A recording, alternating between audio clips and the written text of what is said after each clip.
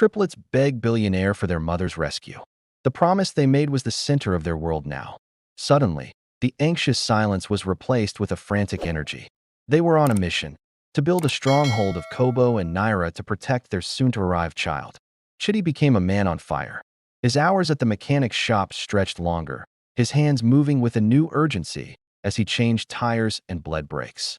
He picked up extra jobs, becoming a kiki driver in the evenings, weaving through the chaotic, exhaust-filled streets of Lagos under the orange glow of streetlights. The pay was small, a handful of crumpled notes, damp with sweat after a grueling 16-hour day. But he handed it all to Adiz with a seriousness that made it feel sacred.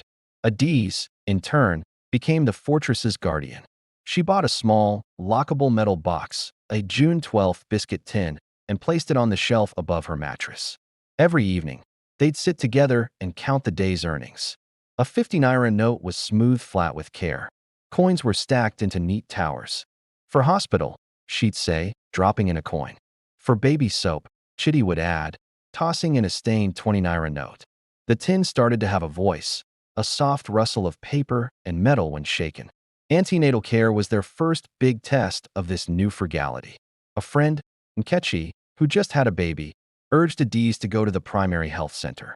"You must register. You must do a scan to see how the baby day," she insisted. They went together one humid Thursday morning. The queue was long, a slow-moving river of women in colorful wrappers, some tired, some chatting. When they finally saw the nurse, she was brisk, handing over a small packet of folic acid and iron supplements. "Come back next month. You need to do a scan. It's important to check the baby's development." Adiz looked at Chitty. The unspoken question hung between them. The nurse quoted a figure. It wasn't outrageous, but to them, it felt like a fortune. It was 2 weeks' worth of contributions to the biscuit tin. It was the cost of a second-hand Moses basket. It was a sack of rice. Outside, in the blinding sunlight, Chitty wiped his forehead. "That skin money," he began, his voice low. "Ada, if we use it now, what do we go do when the baby come? When we need to pay for the delivery? Or when we need to buy mama's milk?" He was voicing her own fears. The scan was just a picture, a glimpse. The tin's contents were for survival. "They say the pregnancy is normal," Adiz said slowly, repeating the nurse's only physical check. "My body no day give me any serious trouble." "It's a waste," Chitty concluded, his decision firming into strategy. "We day save for the child, not for picture. God go protect the womb. We no go throw money for wedding we no need." It was a gamble, a choice made from a place of deep scarcity. They chose concrete needs over abstract assurances. The scan became the first of many wastes they would bravely avoid. And Adiz's body began to change. Within months, her belly was a proud, taut dome. But as the weeks passed, it didn't just grow, it expanded. It became a topic of wonder and chatter at the public tap, where she fetched water.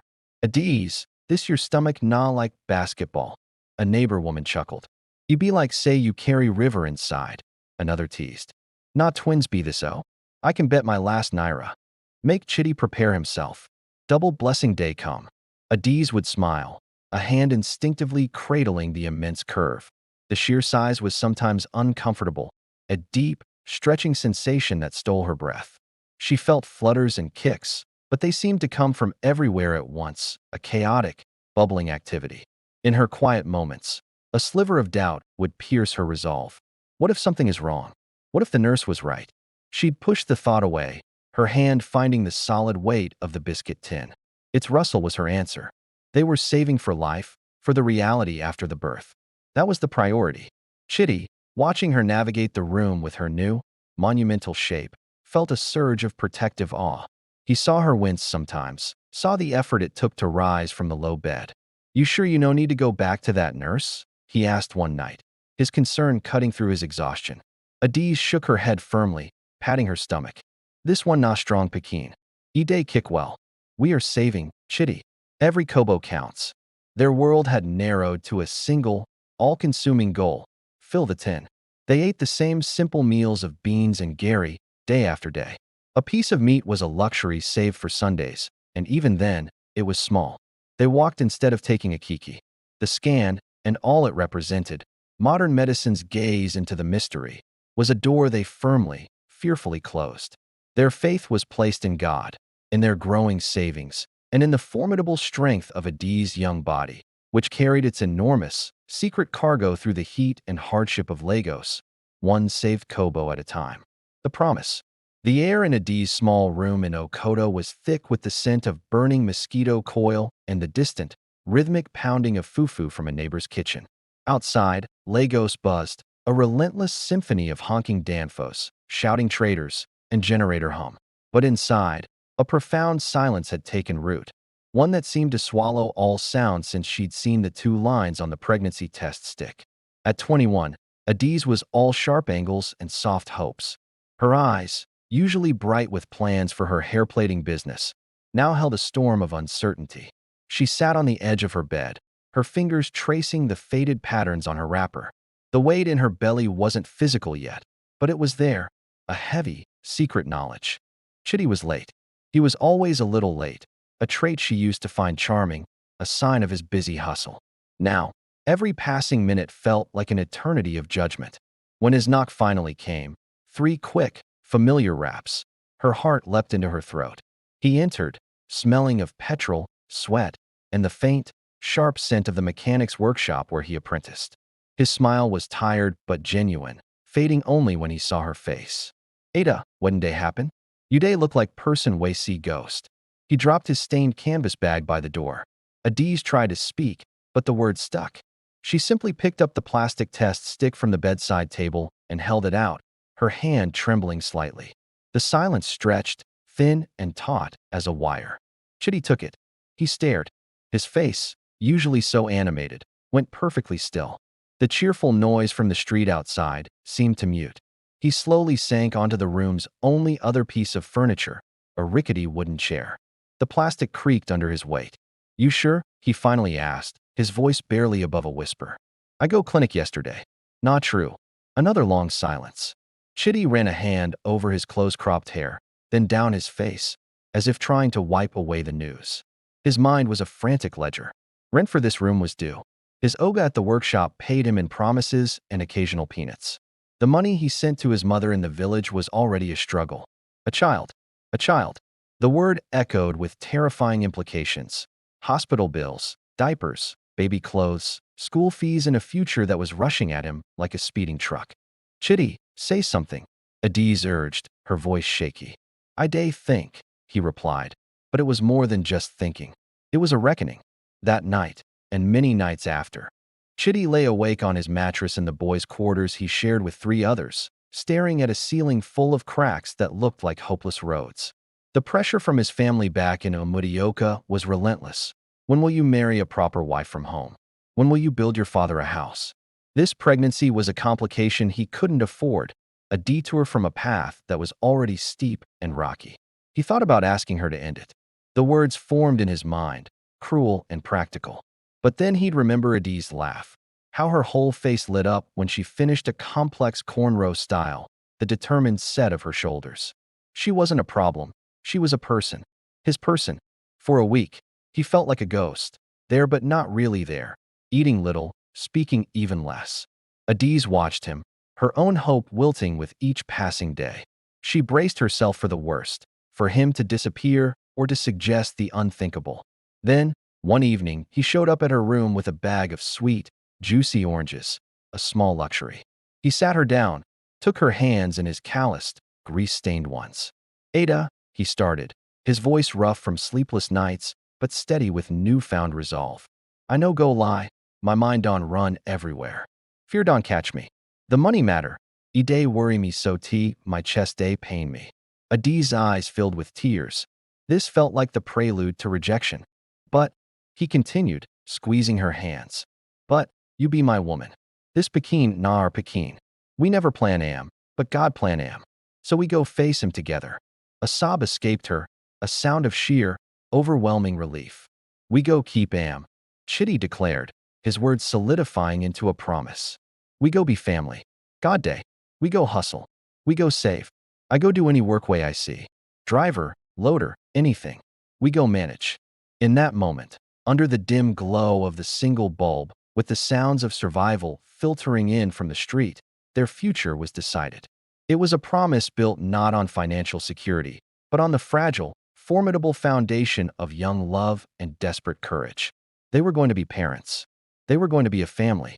The fear hadn't left Chitty's eyes, but it was now joined by a flicker of defiant responsibility. For Adiz, that was enough. It was everything. They hugged tightly, two people bracing against a storm they couldn't yet see, united by a promise that felt unbreakable. The triple shock. The rains came, turning the dusty lanes of Okota into thick, red streams.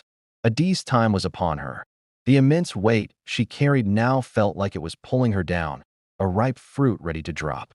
The flutters had become insistent, rhythmic movements that felt less like kicks and more like a deep, internal rearrangement. They could no longer save for a proper hospital. The tin, while lovingly filled, held just enough for the maternity home, a modest, three-room building with a faded sign, run by a formidable midwife named Mama Nkechi. The journey there in a hired kiki, with Adiz groaning through each pothole, was a small agony. Chitty held her hand, his face a mask of tense anticipation. "Soon, Ada. Soon we go see our Pekin," he whispered, his words a hopeful chant. Mama Nkechi, a woman built like a tree trunk with sharp eyes, took one look at Adiz's silhouette in the dim light of the reception and gave a knowing grunt. "This one get 2 passengers, at least. Come." The room was clean but sparse. The air held the sharp, antiseptic smell of life and struggle. Adiz's labor was long and fierce, a storm that seemed to shake the very foundations of the small building. Chitty, banished to the narrow corridor, paced like a caged animal, his ears filled with her cries and Mama Nkechi's firm, encouraging commands. Hours bled together. The hopeful tension began to curdle into a cold, gnawing fear. This was more than any story he'd heard. Inside, Adiz was adrift on a sea of pain. Just as she felt she could bear no more, there was a final, tearing release. A first, thin wail pierced the air. Exhaustion flooded her. "One fine girl," Mama Nkechi announced, her voice brisk with triumph. Before Adiz could even process it, another wave of contraction seized her. A cry of shock and confusion tore from her throat. "What'n day happen? Push, my daughter. He's still day." Mama Nkechi's eyes were wide now, not with alarm, but with a kind of professional astonishment. A second cry joined the first, slightly weaker but insistent. "Not Twinzo. Another girl. God is good." Adiz wept, a muddle of relief and utter depletion. But her body, it seemed, wasn't done yet. A third, relentless pressure built, a cruel and impossible tide. Mama Nkechi's hands moved swiftly, her face a study in concentration. "Jesus of Nazareth. There is another one. Push." Now, with a final, supernatural effort that seemed to draw from the very last atom of her strength, Adiz delivered a third child. The cry was the softest of the three, a mewling, determined sound. The room fell into stunned silence, broken only by the trio of newborn whimpers. "Triplets," Mama Nkechi breathed, the words sacred and heavy in the quiet room. 3 girls. Na blessing of abundance. Na God's handiwork. She cleaned and swaddled the babies, laying them side by side on Adiz's chest. They were impossibly small, wrinkled, their faces like closed flowers. 3 perfect, identical mouths seeking, 3 sets of tiny fingers curling.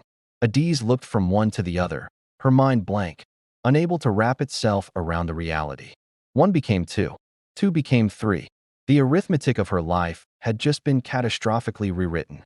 Mama Nkechi, beaming, went to the door and pulled it open. Chitty nearly fell inside.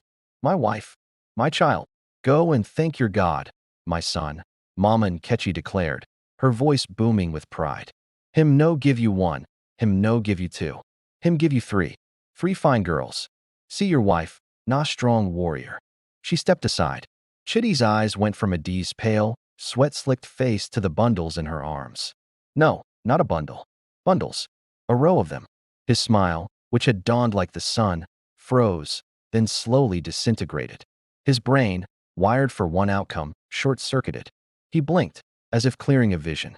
The number wouldn't compute. 3. 3? He whispered, the word a dry leaf in his mouth. 3. Mama Nkechi confirmed, clapping him on the back. "Now your village people go dance now." But Chitty wasn't thinking of dances. He was thinking of the biscuit tin. Its meager contents, so carefully saved for one child, now mocked him.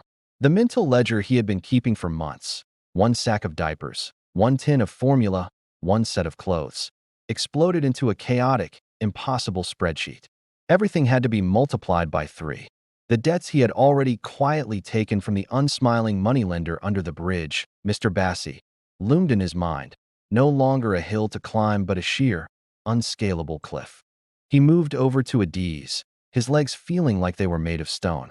Looking down at his daughters, he couldn't help but think how beautiful they were. A fierce love surged through him, sharp yet sweet. But right behind that came a wave of panic that felt all-consuming. In that moment, his face lost all color. The joy was there, but it felt like it was drowning under a heavy weight of terror that hit him like a punch to the chest. He managed to reach out and touch Adiz's hair, murmuring, "Well done, my wife." But when their eyes met, his revealed the raw truth of a man who had just watched the ground beneath him crack wide open. The fortress they thought they were building wasn't for a family of 3. It was meant for one, and now it felt completely overwhelmed. The shock of their arrival, their number, and the heavy cost of it all echoed in the quiet room, louder than their first cries. The blessing had come, but it was terrifying. The first 2 weeks were a blur of sleepless nights filled with tiny cries and endless needs, mixed with a creeping dread. Chitty moved Adiz and the triplets from the maternity home to a cramped room in Ajagunal, where the rent was cheap and the walls were thin. They emptied the June 12th biscuit tin in one go at the market, grabbing the essentials. 3 packs of the cheapest diapers, 3 small bottles, and a huge tin of formula that seemed to shrink before their eyes. Adiz was in survival mode, her body feeding 3 hungry mouths while her mind focused on the never-ending cycle of feeding, burping, and changing. She could see the shadow growing in Chitty, but she was too exhausted to push it away. He was there, but he felt like he was slipping away. Mr. Bassey, the moneylender, found them first. He didn't need to ask for directions. Desperation had its own address. One evening, he showed up at their door, a thin man in a worn leather jacket, his smile not reaching his cold, calculating eyes. "Chitty, my friend. Congratulations. I hear you've had triplets. God is great." His voice was like dry sandpaper. "I just came to wish you well, and to remind you about our little agreement. The first payment for the loan, it's due." Chitty's throat went dry. The loan, meant for one child's delivery, now felt like a noose around his neck. He stammered, "Mr. Bassey, you see the situation. I need a little more time." "Time?" Mr. Bassey chuckled, a sound devoid of warmth. "Time is money, my friend, and money is what you owe me. I'm a businessman, not a charity. You have 2 more weeks. After that, the interest will bite, and I'll send my boys to collect." His gaze swept over the bare room, landing on Adiz's terrified face. He didn't need to say more. The threat hung in the air, heavier than the smell of baby formula. After he left, Chitty sat in silence for hours. He just sat there, head in his hands. The fear wasn't abstract anymore. It had a face and a leather jacket. That night, he lay rigid beside Adiz, the soft sounds of the babies feeling like accusations. His mind raced in hopeless circles. His mechanic boss had already advanced him 2 months' pay. His Kiki driving money was just a drop in the bucket. His family in a Mudioka? They'd see the triplets as a curse, proof of his poor judgment, and would likely tell him to abandon the whole situation. The pressure felt like a vice, tightening each day. He jumped at every knock on the door. He started having nightmares of Mr. Bassey's boys, faceless, hulking figures, taking everything, even the babies. He looked at his daughters, Amarachi, Chinello, Ifyananya, names Adiz had chosen with hope and love, and instead of joy, he felt the crushing weight of their vulnerability. He wasn't a shield. He was a crack in the wall letting the storm in. One morning, after a loud argument with a creditor through the door, he turned to Adiz. Her eyes were hollow from lack of sleep, her wrapper hanging loosely on her still recovering body. She was trying to feed 2 babies at once, her face set with fierce concentration. "I'm going out," he said, his voice flat. "To find something. Anything." Adiz looked up, a flicker of her old trust in her eyes. "Chitty will manage. God will make a way." He nodded, unable to hold her gaze. He leaned down and kissed the soft, downy heads of his 3 daughters. The scent of them, of milk and new skin, filled him with a love so intense it felt like pain. He looked at Adiz, memorizing the curve of her cheek, the tired line of her mouth. He wanted to say 1,000 things, to apologize, to explain, to beg for forgiveness. But the words felt like ash in his mouth. All he could manage was a choked, "I'll get Acura for your breakfast." He walked out the door. He didn't go to the Acura stand. He passed the mechanic workshop, the Kiki Park. With a steady, determined pace, almost in a trance, he headed toward the motor park. He used the last of his coins to buy a ticket for a bus going east. Far away from Lagos, far away from Mr. Bassi, far away from the three crying mouths and the woman whose love he could no longer face. He didn't look back. To look back would mean to turn to salt, to be frozen by the enormity of what he was doing. He simply vanished into the crowded, anonymous chaos of the park, leaving behind the smell of petrol and dust. Back in the room, the Acura never came. The sun climbed high. Adi's initial worry turned into a cold, familiar dread. When she finally mustered the courage to check under the thin mattress where he kept his few belongings, she found it. A single, folded sheet of paper from a child's exercise book. The words, scrawled in his shaky handwriting, felt like a knife to her heart. "Ada, I can't do this. The debt is too much. Fear has finished me. I can't watch them suffer. Or let Bassie's men hurt you. Forgive me. Chitty." The paper slipped from her fingers. The betrayal wasn't a sudden storm, but the slow, chilling realization that the sun had gone out for good. The man who had promised to face anything with her had waited all and found himself wanting. A silent scream built in her chest, but she swallowed it down, for the babies were crying. She picked up Ifeananya, then Chinello, then Amarachi, rocking them with a mechanical rhythm. Her tears fell then, hot and silent, soaking into the cheap fabric of their blankets. She cried for the future that vanished, for the broken promise, and for the terrifying reality she now faced all alone. The vanishing act was complete. All that remained was the overwhelming silence of abandonment, and the three tiny lives that now depended solely on her shattered strength. The master of management. The silence Chitty left behind wasn't just empty. It was filled with a loud, aching absence. For days, Adiz drifted through their tiny one-room apartment in Ajagunal like a ghost, with only the cries of the triplets breaking the stillness. The crumpled note, stained with her tears, lay hidden in the now empty June 12th tin, a reminder of a hope that had slipped away. Reality was cold and unyielding, demanding either her surrender or her strength. She chose strength, not as some grand virtue, but as the only option she had. She became, out of sheer necessity, a master of management. Her first challenge was to create space in her mind. She divided the single room into sections: the sleeping corner, a mattress on the floor; the nursing corner, a pile of old clothes by the wall; and the cleaning corner, a bucket and some soap. This little order was her defense against chaos. Her second, ongoing challenge was financial. The money from the tin was gone. She sold Chitty's few remaining belongings, his extra trousers and his old radio. The little she got paid for a big basin and a sturdy stick. She joined the crowd of women at the public tap, fighting for water to sell.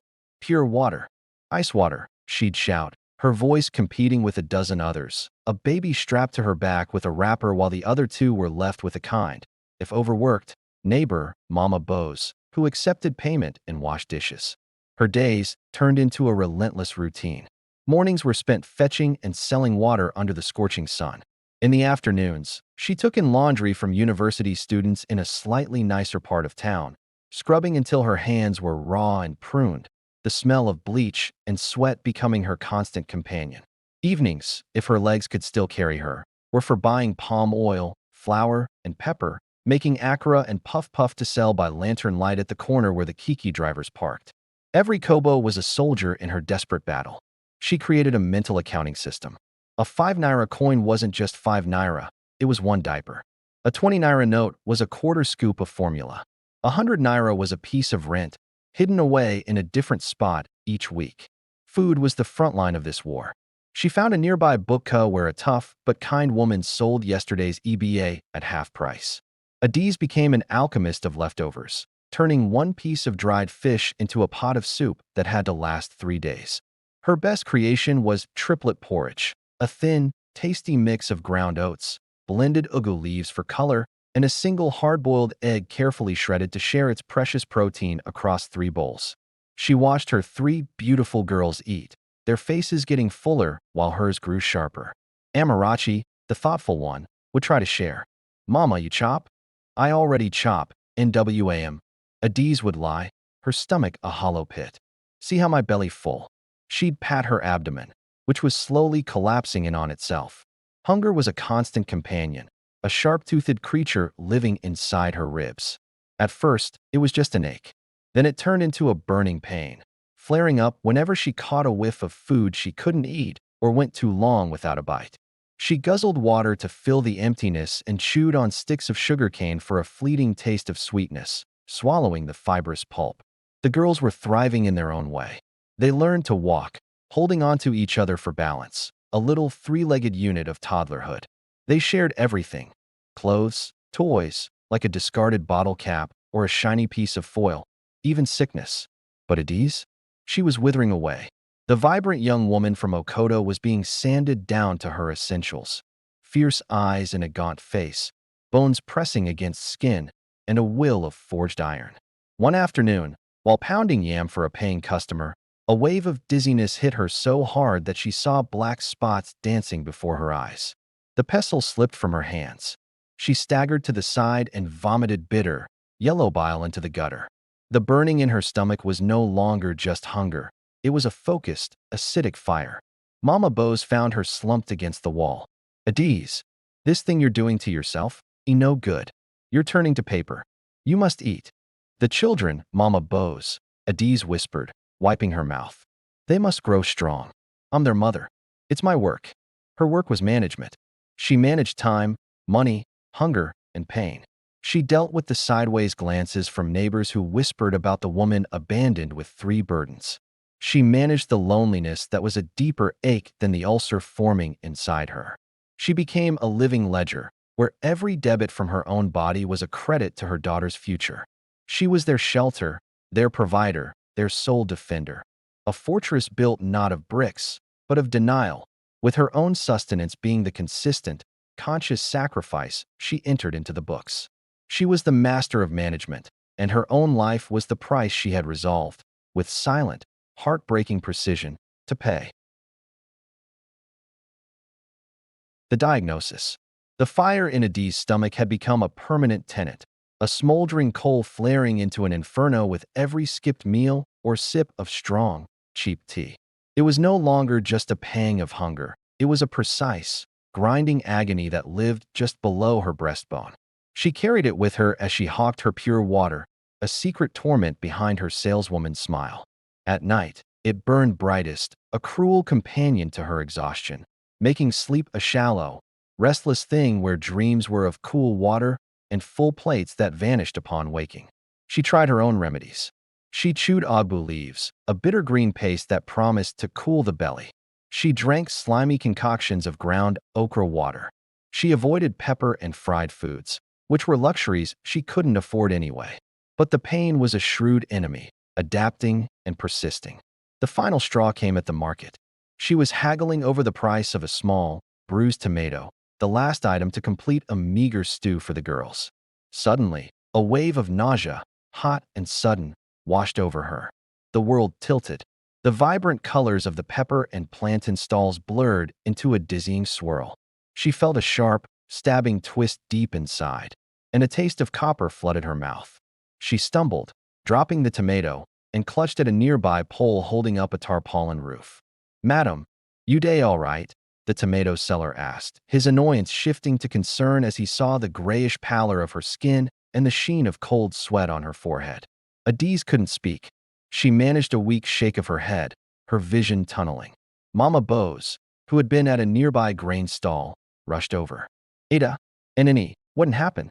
With Mama Bose's firm arm around her, they half-walked, half-stumbled away from the market bustle to a quieter corner where a local chemist had set up shop. A wooden booth plastered with peeling posters for paracetamol and cough syrup.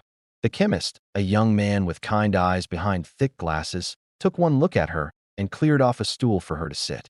After listening to her describe the pain, the location, the burning, the vomiting, the dizziness, he asked quietly, "Madam, you day eat well?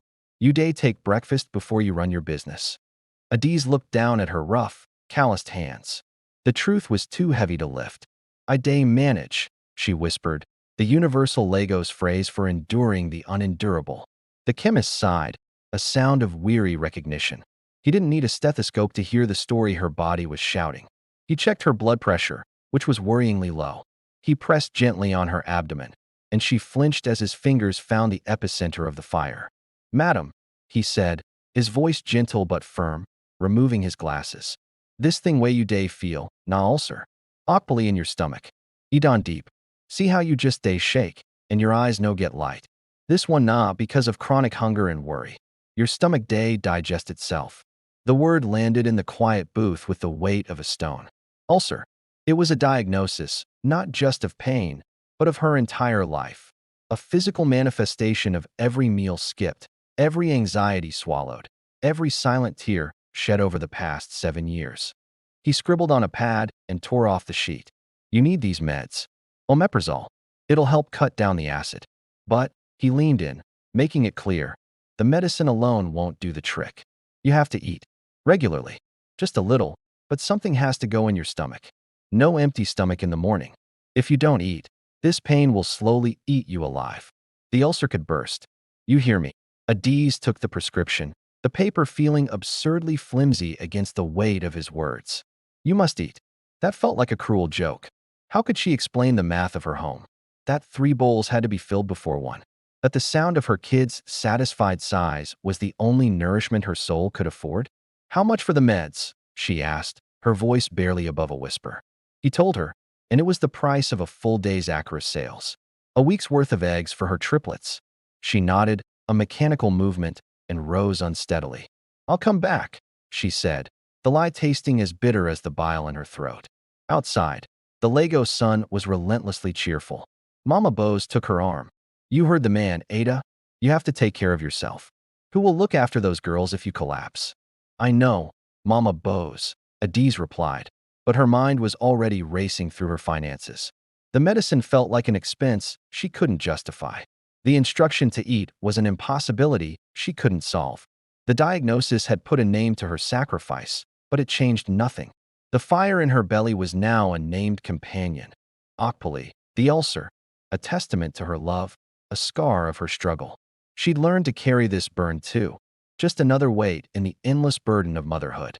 The prescription stayed in her pocket, a paper monument to the gap between medical advice and the harsh reality of survival. The Master of Management had just received a report on her own bankruptcy, but the demands of the Treasury, her 3 beautiful, growing girls, remained unchanged. The ulcer's fire was a constant, low-grade hum in Adiz's core, a bitter counterpoint to the laughter of her 7-year-old daughters. She had mastered its language, knowing when to sip water to ease the flare, when to straighten her spine and ignore its grip. The prescription from the chemist remained folded in the June 12th tin, a ghost of an impossible cure. Survival had moved beyond medicine. It demanded strategy. Hawking pure water and Acra was a war of attrition she was slowly losing. The competition was fierce, and the profit margins were thinner than paper. She needed a fortress, a steady point from which to wage her battle. The idea of the lockup shop was born from a decade of dreaming and despair. It was Mama Bose who heard about it first. "My sister's husband's cousin," she explained, weaving through the intricate web of Lego's connections, "is going abroad. He has a small shop by the road near the junction. It's not too big, but it has a strong door and the roof doesn't leak. He wants someone to take it over, pay rent monthly." Adiz's heart, a tired bird in a cage, beat against her ribs. A shop, a place of her own, not just a spot on the ground, but 4 walls and a lock. The viewing was arranged. The shop was, as described, not too big, barely wider than 2 arm spans. But it had a solid metal roll-down door, a counter made from planked wood, and a single shelf along the back wall. Sunlight streamed through its lone window, illuminating motes of dust dancing in the air. To Adiz, it looked like a cathedral. The rent, however, was a mountain. It represented 4 months of her current combined income. She stood in the empty space, the smell of old cement and hope filling her nostrils. The triplets, who had come along, immediately claimed it. Chinello began tracing patterns in the dust on the floor. Ifeanania pretended to serve imaginary customers from behind the counter. Amarachi simply stood in the beam of light, a small, serious smile on her face. "We can manage it," Adiz whispered, not to Mama Bose, but to herself.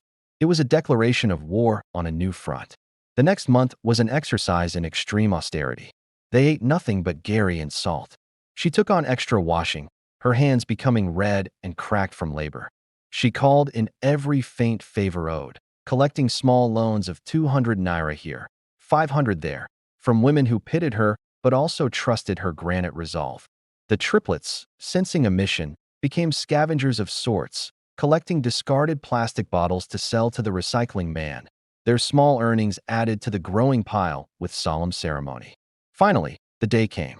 Adiz clutched the envelope of rent money, a bundle of crumpled notes tied with a piece of string. She handed it over to the agent, her hand trembling only slightly. In return, she received a single, shiny key. Stocking the shop was the next pilgrimage. With the last of her capital, she went to the Idamoda market, a calculating general procuring supplies. Her inventory was a study in necessity and low risk. Packets of biscuits, cabin and digestive, sweets in twisted cellophane, chin-chin in clear bags, chewing gum, matches, candles, and soft drinks, Fanta, Coke, and Sprite, which she would buy in crates and chill in a small, second-hand cooler bag with ice blocks. It wasn't a supermarket. It was a depot for small cravings and immediate needs. Opening day was a quiet revolution. She swept the floor until it was clean. She arranged the biscuits in neat rows, the sweets in a plastic bowl, the drinks gleaming in the cooler. She stood behind her counter as the morning traffic began to stream past. Okadas, kikis, women with trays on their heads. The first customer was a bus conductor, rushing over for a packet of gum and a Coke. The transaction was simple, magical. The clink of coins in her metal cash box was the most beautiful sound she had heard in years. Business, as expected, was slow. Some days, only a handful of customers stopped by. The profit from selling a single biscuit packet was a mere 5 naira. But it was steady. It wasn't subject to the rain that ruined Accura's sales or the whims of the water board that shut off the taps. It was hers. For the triplets, the shop became an extension of their home, a tiny kingdom. After school, they would do their homework on the floor behind the counter. They learned arithmetic by counting stock and making change for customers. They developed a keen sense of observation, noting who preferred Fanta to Coke, which biscuits sold fastest. And it was here, in this modest concrete box, that the world outside their struggle occasionally dipped a benevolent hand. Market women would stop to gossip and buy a sweet. School children would cluster for candies. And then there was him. The first time he came, it was unremarkable. A clean, dark blue Toyota Camry pulled over. A tall, older man in a simple but well-tailored senator outfit stepped out. He moved with a calm, unhurried grace. He bought a bottle of Coke and a copy of The Guardian from the stack Adiz kept.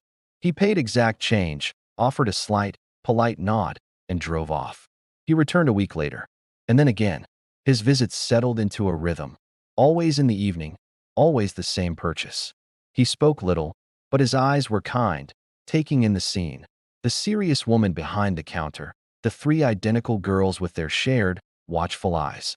It was during one December evening, the harmattan haze painting the sky in dusty gold, that the ritual changed. After paying for his Coke and paper, he paused. He looked at the triplets, who were sorting bottle caps by color. "You are 3, he stated, his voice a low, calm rumble. "Yes, sir," Amarachi answered for them, as she often did. He reached into his pocket and pulled out 3 crisp 1,000 naira notes. He handed one to each girl. "For your brain," he said to Amarachi. "For your smile." To Chinello, whose artwork was taped to the wall behind the counter. "For your spirit." To Ifyananya, who was boldly building a tower of biscuit packets. They stared at the money, a fortune in their small hands. "Thank you, sir," they chorused, stunned. He gave that slight nod again, got into his car, and disappeared into the twilight. "Mama, did you see?" Ifyananya whispered, clutching the note. "I saw," Adiz said, her throat tight. It was an act of grace, so simple and profound it momentarily silenced the ever-present hum of worry in her mind. She didn't know his name. She didn't know where he came from. But every December thereafter, like a seasonal clockwork of kindness, he would appear. He became Baba December, a mysterious, benevolent spirit who affirmed that within the harsh economy of their lives, there was still room for unexpected, silent generosity. The lockup shop was more than a business. It had become a sanctuary, and now, it was also a shrine where small miracles made their annual visit. Baba December's visits were the highlight of the triplets' year, a bright spot in their unpredictable lives. They counted the days until he arrived. When the harmattan rolled in, dusting everything with a fine, pale powder, it brought with it a buzz of excitement. Adiz picked up on the pattern first. "He's a man of habit," she said, polishing a glass Coke bottle until it gleamed. "A serious guy? Just look at his car. Always clean, but not flashy. And the way he talks, he doesn't waste words, but each one means something. You can tell he's from the village. Lagos hasn't changed him." The girls spun their own stories around him. To Amarachi, the thinker, he was a sage. Maybe he's a retired professor, she pondered, neatly arranging the newspapers. Or a wise judge. He has that kind of face, like he's read a million books. Chinello, the artist, was mesmerized by how he carried himself. "He moves like water," she said, sketching on a scrap of paper. "Not slow, but smooth. And his eyes? They don't rush over you. They see everything." She once tried to draw him from memory, capturing the strong line of his jaw and the quiet intensity behind his glasses. Ifyananya, the little warrior, saw a protector. "He's strong," she declared, practicing her posture to mimic his straight back. "Not like those loud area boys. He's quietly strong, like a tree that can't be shaken by any storm." His routine was always the same.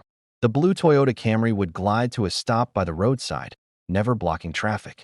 He'd step out, his senator attire always crisp, his simple leather loafers polished to a deep shine. He never rushed. As he approached the shop, his presence shifted the atmosphere, like a calm settling over their busy little world. "Good evening," he'd greet, his voice a warm, low baritone. "Good evening, sir." The triplets would chorus, standing a bit taller. Adiz would give a respectful nod. "Welcome, sir." He'd buy one bottle of Coca-Cola, never Pepsi, and one copy of The Guardian, always folded neatly. He paid with exact change, his movements economical. But it was what happened after the transaction that really defined him. The first time he handed them money, it was a shock. The second December, they were ready, excitement buzzing in their veins. He didn't disappoint. After paying, he'd turn to them, a slight, almost imperceptible smile softening his features. He studied them, though they didn't realize he could tell them apart. Amarachi with her watchful stillness, Chinello with her dreamy tilt of the head, Ifyananya with her alert, defiant chin. He'd reach into the inner pocket of his agbada and pull out 3 fresh 1,000 naira notes. The sound of the crisp paper was a promise kept. To Amarachi, he'd say, "For your brain. Use it to learn something new." He once noticed her struggling with an English comprehension book, and the next week, a second-hand but pristine dictionary appeared on the shop counter beside his Coke. He never mentioned it. To Chinello, holding her latest drawing of a butterfly on a Gmalino leaf, he'd say, "For your smile. And for the beauty your hands create." He once pointed to a specific shade of blue in her sky. "That's the color of the lagoon at dawn," he remarked, a personal, poetic observation that made her heart sing. To Ifyananya, he'd say, "For your spirit. May it never break." Once, when a rude customer tried to shortchange Adiz, Ifyananya spoke up boldly for a 7-year-old. Baba December, waiting quietly, gave her a subtle nod of approval that felt like a knighthood. The money was a fortune. It bought school shoes, new uniforms, and a special pot of soup with meat for a whole week. But the words he shared were the real treasure. He saw them, not as a collective burden or a curious set of triplets, but as 3 unique individuals with special gifts. In a world that often saw them as a single, overwhelming problem, Baba December recognized their separate souls. After the gifts, he'd nod to Adiz. "Take care of yourself and these jewels." "God bless you, sir," she'd reply, her voice thick with an emotion she couldn't quite name, gratitude mixed with a painful ache, for his kindness highlighted the absence of any other. Then he'd get into his car and drive away, never looking back, leaving behind a silence filled with warmth and wonder. They knew nothing else about him. Not his name, not where he lived, not what he did. He was a mystery wrapped in kindness, a seasonal angel who operated on a calendar of his own making. In the lore of the triplets, he wasn't just a man, he was a principle, a proof that goodness existed in a tangible form, that it could roll up in a blue car, speak in a calm voice, and with 3 simple acts of seeing, lift their spirits for the long, hard months ahead. He was Baba December, and his anticipated visits were a small, sacred festival of hope in their year. The collapse. The harmattan faded, giving way to the heavy, humid heat that preceded the rains. Life in the lock-up shop settled into a fragile rhythm. Adi's ulcer was a familiar, unwelcome tenant, a pain she managed with sips of water and sheer willpower. It's fire-banked, but never fully extinguished. She was a master of concealment, hiding the wince when a sharp twist bloomed beneath her ribs, forcing a smile for her girls. The day of the collapse started like any other. The morning was spent sorting stock, the afternoon sun baking the metal roof of the shop until the air inside swam with heat waves. Adiz was rearranging the crate of soft drinks, her movements slow and deliberate. The triplets were at school. A strange, heavy fatigue clung to her all day, a weight in her bones that felt deeper than usual tiredness. Then it came. Not the familiar burning ache, but something entirely new, a swift, internal tear, a sensation so sharp and profound it felt like a hook had been yanked deep inside her abdomen. A gasp tore from her lips, more of shock than pain at first. She dropped the Fanta bottle she was holding. It shattered on the concrete floor, a burst of sticky brown liquid around her feet. The pain followed, a tsunami that obliterated thought. It was a white-hot, rending agony that centered low in her belly and radiated outwards, seizing her muscles and buckling her knees. She crumpled behind the counter, her body curling around the epicenter of the catastrophe. She couldn't scream. The pain had stolen her breath. All she could manage was a thin, high sound, like a wounded animal. Vision blurred, then darkened at the edges. She was aware of the gritty concrete against her cheek, the smell of spilled soda and dust. The world narrowed to a tunnel of excruciating sensation. She tried to call for help, but her voice was a threadbare whisper lost in the noisy street outside. Fate, in the form of Mama Bose, intervened. She was passing by on her way from the market, a bag of ugwa in her arms. She didn't see Adiz, but she noticed the unusual sight of the shop's counter unattended and the open crate of drinks. A prickle of unease made her peer over. Adiz? Eneni. She rushed in, her maternal bulk moving with sudden speed. Finding Adiz on the floor, pale as chalk and trembling violently, Mama Bose let out a cry. Alyawami. Ada, what'd happen? Adiz couldn't answer. Her eyes were screwed shut, her hands pressed into her stomach. Mama Bose didn't hesitate. She shouted into the street, her powerful voice cutting through the din. Help. Somebody help. This woman is dying. A crowd gathered quickly, curious, concerned faces peering in. A young Okada rider, moved by the urgency, maneuvered his bike to the front. Mama, bring her. I go carry her to General Hospital. With the help of 2 market men, they lifted Adiz, now semi-conscious with pain, onto the back of the motorcycle. Mama Bose climbed on behind, wrapping her arms around Adiz to hold her upright, a human brace against the agony of the journey. The Okada weaved through the chaotic traffic, horns blaring at their frantic progress. At the General Hospital, the scene was one of organized indifference.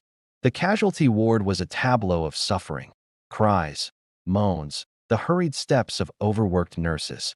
The Okada rider helped Mama Bose half-carry, half-drag Adiz to the registration desk. A clerk behind a glass partition barely looked up. Card, he droned. She no get card. She just collapsed. Mama Bose pleaded, sweat pouring down her face. You have to register. Fill this form. Then you go to accounts for deposit. Deposit? How much? She need doctor now. The clerk sighed, the sigh of a man who has seen too much desperation to be moved by it. He quoted a figure for the initial deposit. It was a sum that made Mama Bose's heart sink. It was more money than she had on her, more than she knew Adiz had in the world. A nurse came over, took a quick look at Adiz's pale face and the way she clutched her abdomen. Possible ruptured cyst or ectopic. She needs a scan and probably surgery. Time is crucial. Who's responsible here? All eyes turned to Mama Bose. The weight of responsibility, both financial and emotional, crashed down on her. She thought about her own kids and her tight budget. The hospital system was like a machine that only ran on cash, and she had none to spare. The kindness that had made her stop to help now clashed with the harsh reality of survival. She glanced at Adiz's ashen face, a mask of silent suffering. Then, She looked at the impatient clerk and the busy nurse. The whole system felt like a cliff, and she was standing right at the edge. With a heart heavy with shame and sorrow, she made her choice. She gently eased Adiz onto a bench against the wall. Leaning close, she whispered, "Ada, my sister. I'm so sorry. I don't have the money. I'll send word to the girls. God will help you, my sister. God will help you." With that, she turned and slipped into the crowded hallway, leaving Adiz alone in the buzzing, uncaring hive of the hospital. The collapse was complete, not just of Adiz's body, but of the fragile network of neighborly support. She was now just a statistic, a patient without a patron, stuck on a hard bench with an internal injury ticking like a bomb, at the mercy of a system that only cared about payment, not pain. The little ghosts. News of their mother's collapse hit the triplets like a cold wind through a cracked wall. Mama Bose, her face marked with guilt and pity, found them coming home from school, their uniforms neat, their hearts light from the day's small lessons. Her words, "Your mother, hospital, she is very sick," turned the bright afternoon into something dark. That first night, they huddled together in the empty room, a silence more frightening than any noise pressing in on them. The familiar sounds of their mother moving around, the soft hum of her presence, were gone, replaced by a void that echoed with their fear. They didn't cry. They were too stunned for tears. They just held on to each other, three parts of a single, shattered whole. By morning, instinct kicked in. They were a unit, and their leader was missing. They had to find her. Holding hands, they formed a tiny, solemn procession, navigating the bustling, indifferent streets toward the general hospital, a place they knew only from fearful stories. The looming, stained concrete building smelled of antiseptic, urine, and despair, a smell that would become all too familiar. They found her in the female medical ward, a long hall lined with beds, each holding its own private tragedy. Adiz lay on a cot by a window, and for drip in her arm, her eyes closed. She looked smaller, deflated, her skin a worrying gray against the white sheets. A piece of paper clipped to the foot of her bed bore a red stamp screaming, "Bills unpaid, treatment withheld." "Mama," Amarachi whispered, the first to approach. Adiz's eyes fluttered open. Seeing them, a weak light flickered within her, quickly dimmed by a wave of shame and pain. "My children, you shouldn't be here." But they were there. This became their new, grim routine. They turned into ghosts in the hospital corridors, small, silent, and haunting. They learned to slip past the nurse's station, moving unseen. They took turns sitting on the hard stool by her bed, holding her limp hand while the others stood guard or searched for a drinking cup to fetch her water from the communal tank. They witnessed the harsh reality of the ward. Nurses, overworked and under-resourced, weren't unkind, but they were practical. Patient with the red paper, they would say, their voices cool. "We can't give strong pain medication until the account is settled. We can't schedule the surgery. You must find the money." The triplets learned the language of medical limbo. Ruptured ovarian cyst, internal bleeding, risk of sepsis. The words were too big for them, but the meaning was crystal clear. Their mother was breaking inside, and a gatekeeper named Money stood between her and healing. Their own survival turned into a desperate day-to-day scavenging. They trekked back to the lockup shop. With the small key on a string around Ifyananya's neck, they opened it, not to sell, but to raid their own stock. A packet of cabin biscuits became a day's meal, shared among the three of them and crumbled into their mother's weak palm. A bottle of Fanta was a precious sip of sweetness to cut through the medicinal taste in her mouth. Hunger, an old enemy, became acute. They grew thinner, their uniforms hanging looser. Shadows pooled under their eyes. But a fiercer hunger drove them, the hunger for their mother's safety. They learned to interpret the whispers of the ward, the grim nods of the doctors. The red stamped paper was a slow-motion death sentence. They walked home in the fading light, past food stalls where the smell of frying akara was a torture. They slept in a pile on their mattress, the empty space where their mother should be a physical coldness. They didn't speak much. Words felt too heavy. Their communication was in touches, a hand squeezed, a head leaned on a shoulder. They were three threads, worn dangerously thin, holding on to each other to keep from unraveling completely. They were the little ghosts, pale, silent, moving between a home that was no longer a sanctuary and a hospital that was not a place of healing, but a holding cell for the poor. Their world had shrunk to the space between their mother's sickbed and the shop that held their meager sustenance. A haunted corridor where their only mission was to bear witness and silently will their mother to live, while the world waited for a payment they could never make. The kneeling supplication. 3 days had bled into 4, a seamless stretch of despair. Hunger was now a sharp, constant presence, a live wire in their bellies. The biscuits from the shop were nearly gone, and the Fanta bottle they'd been nursing was down to sticky dregs. A quiet, frantic energy had replaced their initial shock. Any action felt better than the slow, suffocating dread of watching their mother fade on that hospital cot. They decided on a final raid of the shop. Maybe there was a hidden packet of chin-chin at the back of the shelf or some coins that had rolled under the counter. The walk there was silent, their small hands linked. The vibrant chaos of Ajagunal, the blaring music, the shouting traders, the revving engines, felt like it was happening behind glass. They were in a silent, cold bubble of their own making. Ifyananya, the keeper of the key, fished the string from under her dress. Her hands, usually so steady, trembled violently as she tried to fit the small key into the padlock on the shop's metal door. The metal scratched and protested. Chinello leaned in, her breath held, as if she could will it open. Amarachi scanned the street, her eyes hollow, looking for nothing and everything. It was in this moment of fumbling desperation that the miracle arrived, not with fanfare, but with the soft, familiar purr of a well-kept engine. A dark blue Toyota Camry pulled to its usual spot by the roadside. For a heartbeat, time froze. The 3 girls turned as one, their faces lifting from the stubborn lock. They saw him, Baba December. He looked just like he always did, calm, composed, an island of order in the sea of their chaos. But to them, he was no longer just the kind December man. He was a vision, the only benevolent force they had ever known, appearing in their deepest hour of need. He stepped out of the car, adjusting his senator sleeve. He saw them immediately, their disheveled hair, their dusty, too large uniforms, the profound, grown-up grief etched on their 7-year-old faces. His usual slight smile didn't appear. His brows drew together in concern. "Good afternoon," he greeted, but his tone was a question. "Where is your mother?" The sound of his voice, that deep, calm rumble that had always promised gifts and encouragement, shattered the last of their composure. They didn't plan it. No signal passed between them. It was a single, desperate thought made flesh. As one, they moved away from the shop door. They took 2 steps toward him, and then their knees gave way. It wasn't a faint, but a deliberate, synchronized collapse of hope. They sank to the dusty ground before him, their small bodies folding into postures of ancient supplication. The red earth stained their knees and the hems of their dresses. Amarachi, the thinker, struggled to express her thoughts, but all that came out was a raw plea.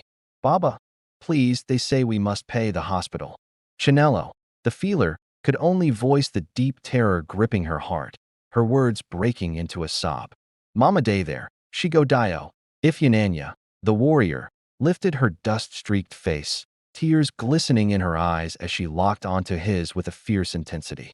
She wasn't asking for kindness. She was appealing to his strength, stating the undeniable truth of their world. "You be the only good man we know. Help us, Baba. We no get anybody." They wrapped their thin arms around his legs, not to hold him back, but as a final, complete offering of their trust. This wasn't a plea for money for sweets or books. They were begging for a life.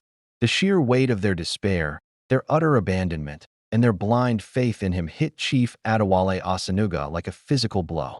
He looked down at the 3 small heads bowed at his feet, felt the desperate clutch of their hands, and saw in their posture the mirrored image of a world that had brought them to their knees. He didn't hesitate.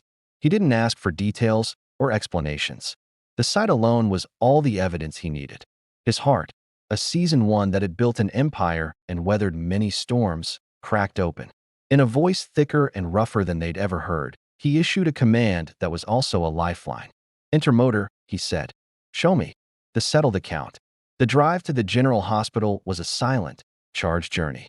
The triplets sat in the back of the Toyota Camry, a car that suddenly felt like a spaceship, so clean and quiet compared to the Okadas and dusty streets they knew. The scent of polished leather and air freshener was alien, but Baba December's solid presence in the driver's seat felt like an anchor. They didn't speak, only pointed the way with small, urgent gestures. He parked not in the chaotic visitors area, but right in front of the main administrative entrance, a place of authority. Stepping out, the girls scrambled after him, clinging to his shadow like ducklings to a mother hen. His calm demeanor shifted into something purposeful, magnetic. He moved through the crowded, grimy corridors not with aggression, but with an unshakable certainty that parted the sea of people and bureaucratic inertia. They headed straight to the accounts office, skipping the long, weary queue. A clerk looked up, irritation plain on his face. "You have to join the line. I'm here for the bill of Adiz Mba," Chief Asanuga stated, his voice low but cutting through the office noise. He placed a simple, elegant business card on the counter. The clerk glanced at it, and his expression changed. The name Adewale Asanuga, Asanuga Cement and Sons meant something, even here. The patient with the triplets? The clerk stammered, pulling a file. He presented the daunting total, a figure that loomed like an impossible mountain to the girls. Baba December didn't flinch. He didn't haggle or question. He simply took out a checkbook from his inner pocket, uncapped a pen, and wrote with swift, decisive strokes. The rip of the check being torn out was the most beautiful sound the triplets had ever heard. He handed it over. "Clear it. Now. And bring me a receipt." "But sir, the process it takes." "Now," he repeated, the single word leaving no room for argument. While the clerk scurried away, Chief Asanuga turned to the girls. "Take me to her." They led him to the ward. The sight that greeted him, Adiz, a shell of a woman drowning in starch-white sheets, the red-stamped paper a vulgar scar on her bed, tightened his jaw. He approached, and Adiz's feverish eyes focused on him, a strange, dignified man flanked by her daughters. Confusion and a faint, wild hope warred in her gaze. He didn't introduce himself. He simply took her frail, too light hand in both of his. It was a gesture of profound respect that made the nearby nurses pause. "Your daughters," he said, his voice firm yet gentle, cutting through her fog of pain, "are mighty warriors. They have fought for you today. Now, you will get well." He turned to the senior nurse who had approached. "Who is the consultant in charge? I wish to speak with him immediately regarding Mrs. Mba's surgery." His tone wasn't that of a petitioner, but of a man used to making sure things get done right. In the consultant's office, he was polite but firm. "Money is no longer an object. I want the best surgeon available. I want her scheduled for the operation today. Is that understood?" He didn't raise his voice, but the authority in it was absolute. Assurances were given, orders were written. He returned to Adiz's bedside. From a different pocket, he produced a thick, sealed white envelope. He placed it on the bedside locker, resting his hand on it for a moment. "This is not for the hospital," he said, his eyes holding hers. "That account is settled. This is for your feeding, for your strength. Use it only for that." He then looked at the triplets, who were watching him, awestruck. He placed a hand briefly on each of their heads, a blessing, a benediction. "Be strong for your mother," he murmured. And then, he turned and walked away. He didn't linger for thanks or tears. His work, as he saw it, was done. The machinery of healing, once jammed by poverty, had been oiled and set in motion by his will. He had assessed the debt, a debt not of his making, and he had settled it in full. He moved back through the corridors, a solitary figure of immense, quiet power, leaving behind a wake of stunned silence and a new, palpable atmosphere of possibility. At the ward entrance, he paused, glanced back once at the huddle of four, the mother and her three little warriors, gave a final, slight nod, and then disappeared around the corner. In the sudden quiet, the only sound was the distant, efficient clatter of preparations beginning for Adiz's surgery. The red-stamped paper was gone. The account was settled. The impossible had been made simple by a man who saw a need and acted, without fanfare, without condition, concluding a transaction of grace that would redefine the meaning of wealth for those four souls forever. The final command. The world had shifted on its axis. The suffocating dread that had filled the hospital ward was gone, replaced by a flurry of purposeful activity. Nurses moved with new briskness around Adiz's bed, removing the condemning red paper, checking her vitals with focused intent, prepping her for the surgery that was now imminent. A doctor, the consultant himself, had come and spoken in low, reassuring tones. The atmosphere was no longer one of neglect, but of urgent care. The triplets stood together, a little apart from the commotion, their eyes fixed on the empty doorway where Baba December had vanished. The magnitude of what had just happened washed over them like a tide, leaving them trembling on a new shore. Relief was there, a profound, dizzying wave of it, but it was tangled with a new, acute anxiety, the fear of his permanent departure. Ifyananya was the first to break from the trance. Her spirit, the one he had praised, couldn't bear the unresolved ending. "Wait," she cried, her small voice cutting through the clinical hum. She dashed out into the corridor, her sisters instantly at her heels. They saw him, a tall figure moving with that steady, unhurried pace toward the main exit, the sunlight from the doors framing him. "Baba! Baba, wait!" He heard. He stopped and turned, seeing them running, their faces lit with desperate gratitude. He waited. He didn't smile, but his expression was soft, patient. They skidded to a halt before him, breathing heavily. Ifyananya, the spokesperson in this crisis, spoke for them all. "Baba, what is your name?" The question was a plea for identity, for something to hold on to. He looked down at her, then at Amarachi and Chinello. "That's not important," he said gently. "But how we go, thank you?" Chinello asked, her artist soul seeking a way to shape their debt. "How we go pay you back? We promise we will. We go work." A small, sad smile touched his lips then. He understood the weight of a promise to them, the gravity of a debt. He knew it could become a burden. Slowly, deliberately, he lowered himself to the floor of the hospital corridor. He knelt, bringing his eyes level with theirs, ignoring the curious glances of passers-by. In that moment, the billionaire in the fine senator cloth was not above them. He was with them. He looked at each girl in turn, his gaze seeing deep into the core of them. The thinker, the dreamer, the warrior. "The only repayment I need," he said, his voice low and clear, each word chosen with care, "is for you three to grow up strong." He reached out and tapped Amarachi's forehead lightly. "Use this." He touched his own chest over his heart. "And this." He turned to Chinello. "Don't let the world steal your sight for beauty. Become great women. Not for fame, but for something real." "And then," he said, lowering his voice to a whisper that made them lean in closer, "one day, when you see someone else on their knees, you'll remember this moment. You won't need to ask for their name. You won't wait for December. You'll just lift them up." He placed his hands on their small shoulders, a weight that felt like a blessing. "That's how you'll settle my account. That's the only thanks I'll ever need." He held their gazes for a long moment, making sure his words sank deep into their hearts. Then he stood up smoothly. He gave them one last, meaningful look, a mix of goodbye and a call to action. Without saying another word, he turned and walked out through the hospital doors, stepping into the blinding afternoon sun. He didn't look back. The triplets stood frozen in place, the cool linoleum seeping through their thin shoes. The sounds of the corridor rushed back in, the squeak of trolley wheels, the distant page on the intercom. But his words lingered in the air, a tangible legacy, more valuable than any envelope of cash. He had given them their mother's life, and in the same breath, he had given them a purpose of their own. The deal was done. The debt wasn't a burden, but a call to action. They were meant to pay it forward, in kindness, throughout their lives. It was his final and greatest command. The empty December. The surgery was a success. The troublesome cyst, swollen and dangerous, was gone. The internal bleeding had stopped. In the clean, quiet recovery room, Adiz began her slow journey back to herself, strengthened not just by medicine, but by a mystery. The envelope Baba December left behind held a sum of money that felt almost magical, enough for months of rent, nutritious food, new school supplies, and even a little stock refreshment for the shop. It was a bridge back to life. Recovery at home brought a different kind of warmth.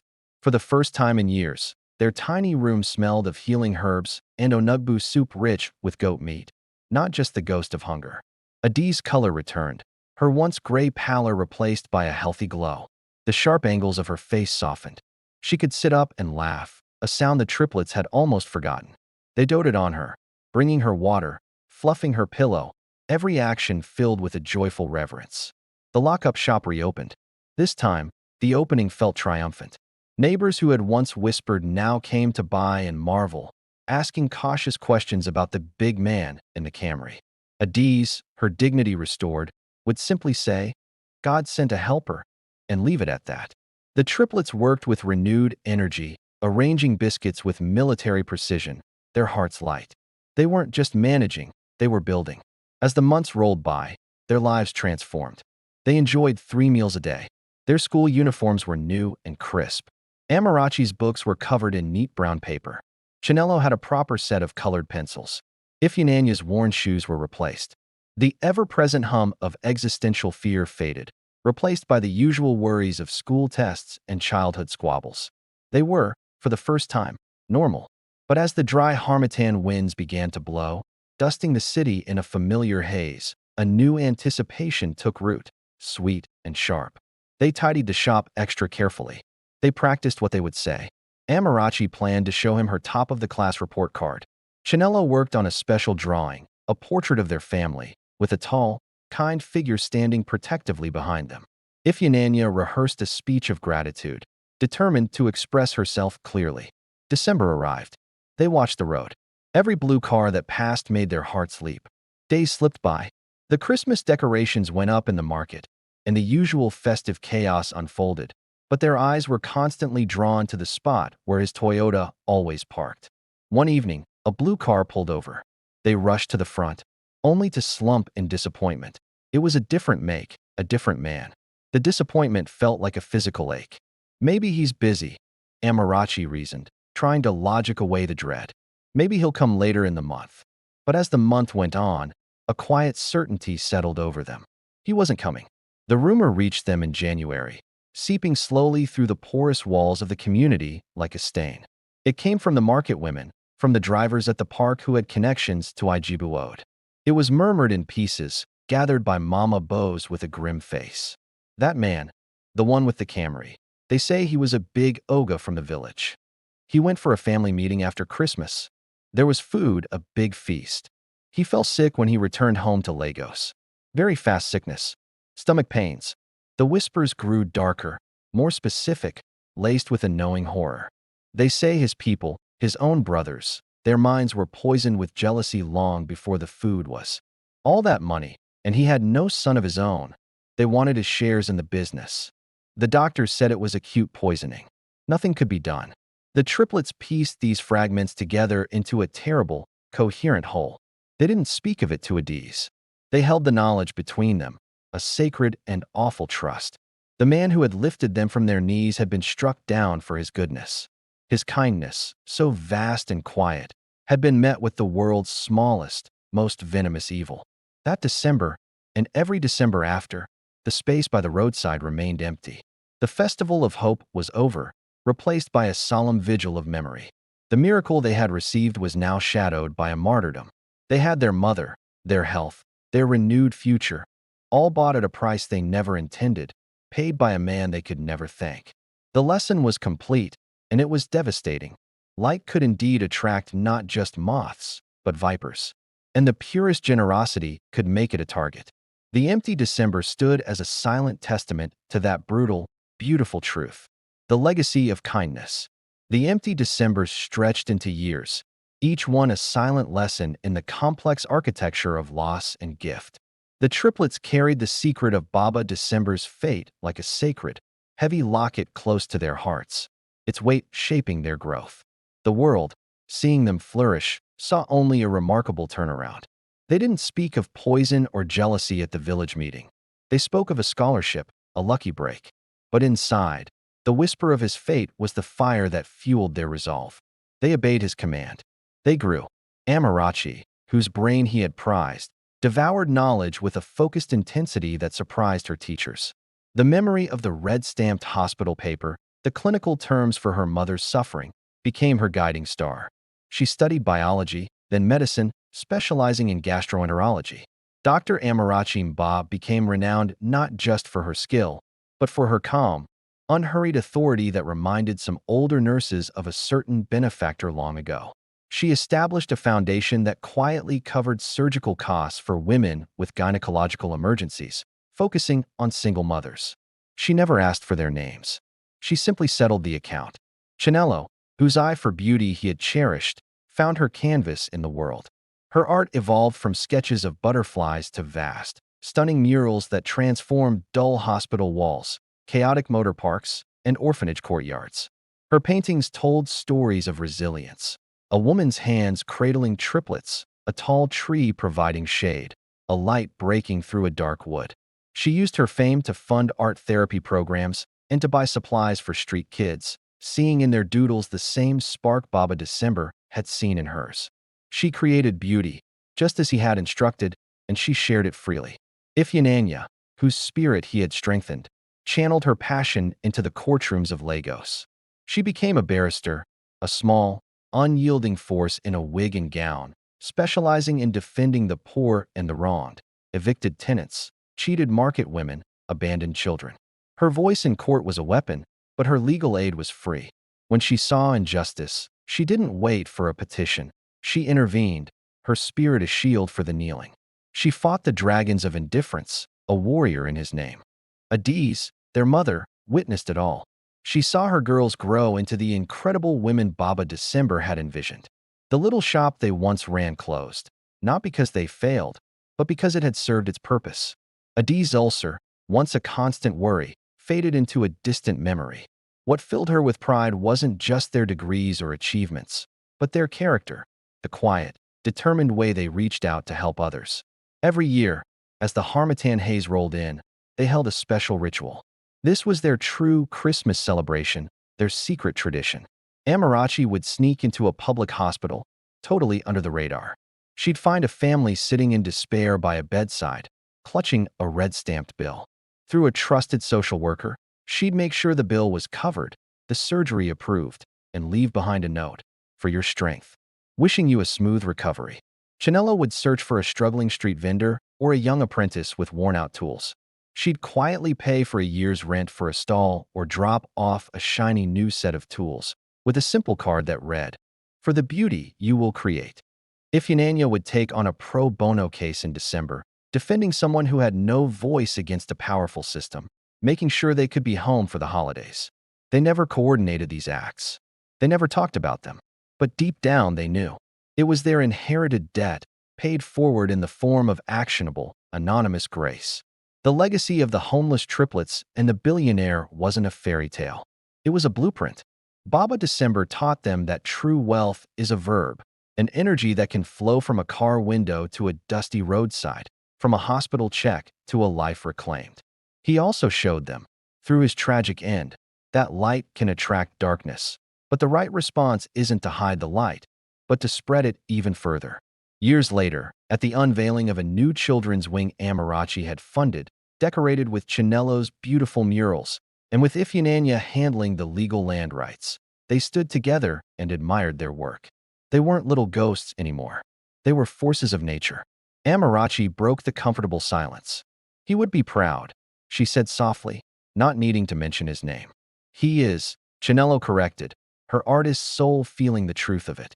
Ifeananya simply nodded, her fierce eyes glistening. "The account is never fully settled," she said. And that's the whole point. They had risen from their knees. Now, it was their lifelong mission to lift others.